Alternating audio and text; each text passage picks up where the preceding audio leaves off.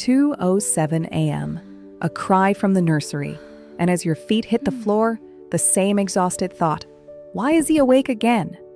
Here's the truth that changes everything.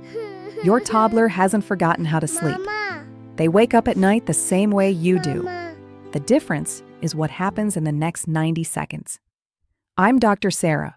Here's exactly what to do. First, the 30-second science. Nobody sleeps straight through the night. Sleep runs in cycles, and at the end of each cycle, every human briefly surfaces. You do it too.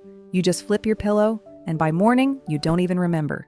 Your toddler surfaces the exact same way. The difference? You know how to dive back down. They're still learning. So when they surface at 2 a.m., dark room, quiet house, they reach for the one thing that always works. They call the anchor. And one thing before you rush in. Not every sound is a real wake-up.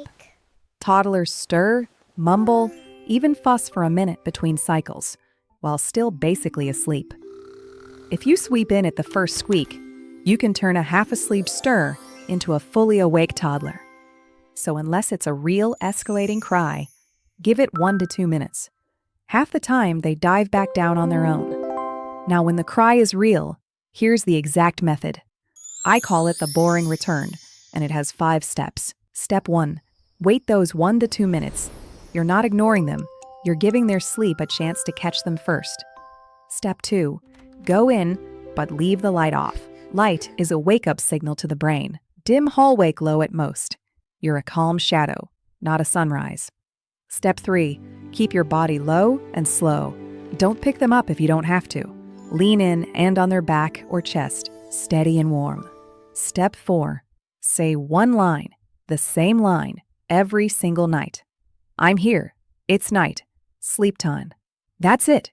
Not a conversation, not a negotiation. 7 words that mean you're safe, nothing is wrong, nothing exciting is happening. Step 5, leave while they're calm but still awake. Don't wait for full sleep. That teaches them they need you present to finish the job. Calm is the goal. Sleep is theirs to do. And then, this is the part that makes it work. Do it exactly the same way every time they call. Same darkness, same hand, same 7 words, same calm exit. The first nights, you might do it 3-4 times. That's not failure. That's the method working. Every identical, boring return teaches their brain the same lesson. Night calls get answered, but nothing interesting ever happens. Within days, most toddlers stop testing because the anchor held and there was nothing to wake up for. Now the mistake that undoes all of it. I call it the 2 a.m. party. The light goes on. The questions start. What's wrong, honey? Do you want water? A snack? Or the big one? Okay, just tonight. Come sleep with us. Here's the problem. To a toddler's brain, every one of those is a prize. And a brain that finds a prize at 2 a.m. learns to wake up at 2 a.m. You're not comforting the sleep. You're rewarding the waking. Keep the comfort. Cut the show. Boring is the whole strategy. Because here's what's really happening on those dark returns. They borrow your calm. Your quiet voice at 2 a.m. is telling their nervous system what the night is. Safe, boring, survivable. And borrowed enough times, that calm becomes their own, and the night calls fade.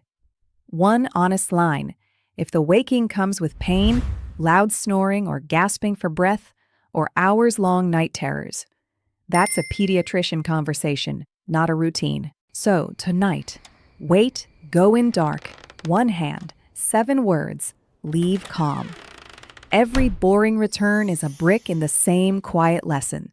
The dark always answers, and the dark is safe. Subscribe for more 5-minute tools. Next, what to say when your toddler refuses to get dressed in the morning. I'm Dr. Sarah. Go get some sleep. You've earned it.